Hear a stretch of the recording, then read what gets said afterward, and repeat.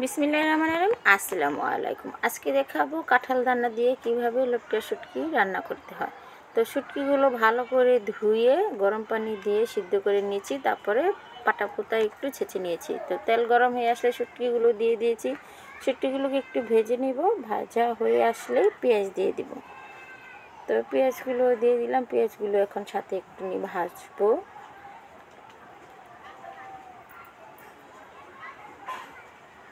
তো ভাজা হয়ে এসেছে, এখন আমি দিয়ে দিব আদা রসুন বাটা 1 টেবিল চামচ, আর দিয়ে দিব হলুদের গুঁড়ো 1.5 টেবিল চামচ, আর দিয়ে দিব 1 টেবিল চামচ মরিচের গুঁড়ো,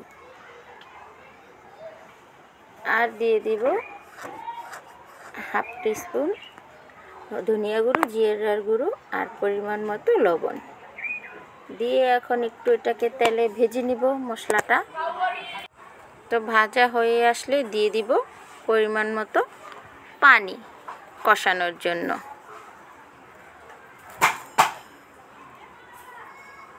তো এখন নিয়ে নিচ্ছি। তো মশলাটা প্রায় কষানো হচ্ছে। আর এই দেখুন এখানে কাঁঠাল দানা আর আলু। তো কাঁঠাল দানাগুলো আগে চোকলা ছিলে কাঁঠাল দানাগুলো পাটার মধ্যে ঘষেছি, ঘষার কারণে উপরের লাল আঁশটা চলে গেছে। আর সাথে আলু নিয়েছি, তো একসাথে দুটোকে সিদ্ধ করে নিয়েছি।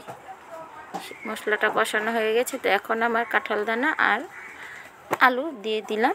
তো ভালো করে মশলাটা এখন মিক্স করে নেব।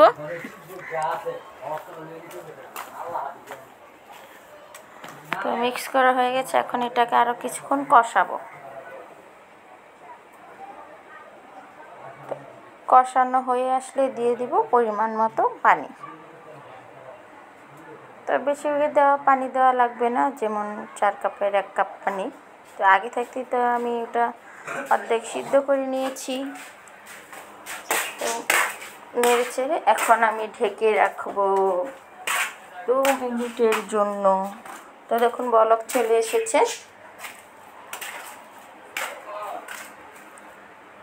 এটাকে মিডিয়াম আঁচে রান্না করতে হয়, একেবারে হাই হিটে না। এখন দিব ধনেপাতা। তো ধনেপাতা দেওয়ার কারণে এই শুটকিটার স্বাদ আরও দ্বিগুণ বেড়ে যাবে। তো ধনেপাতাটা এখন আমি মিক্স করে নেব ভালো করে।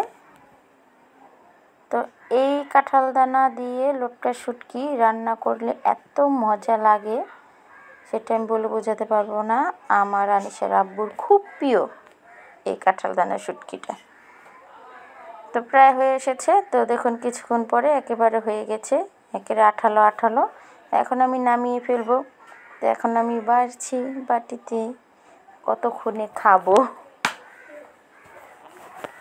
তো মাংস খেতে খেতে আর ভালো লাগে না, তো ভাবলাম আজকে শুটকি রান্না করি।